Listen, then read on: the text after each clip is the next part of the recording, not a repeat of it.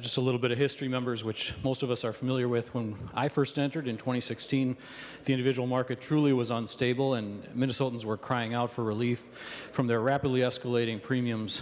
And we did that quite emergently when we first got into the legislature, passed a 25% immediate subsidy to individual Minnesotans, and then we instituted the reinsurance program.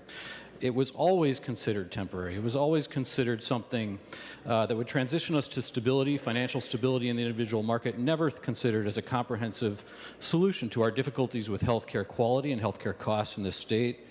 It was never considered something long-term that Minnesotans philosophically would support, sending large checks to our private insurers such as Blue Cross and Medica, as opposed to direct relief to Minnesotans. It was assumed that during the subsequent 5 years of this waiver, we would work on comprehensive solutions to stabilizing and improving healthcare delivery in Minnesota.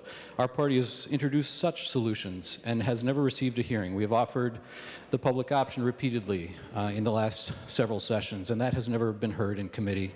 We have offered the Minnesota Health Plan, and that has not received a hearing in committee. We have other ideas this session that have not received hearings.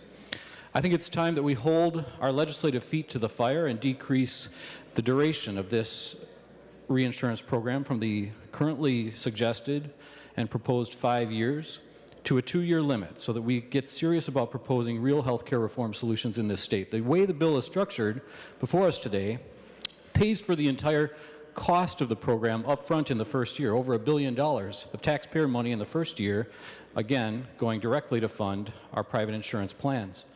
It indicates a seriousness of purposeness about continuing this full program for the full years, and indicates no incentive or initiative to reform healthcare more extensively.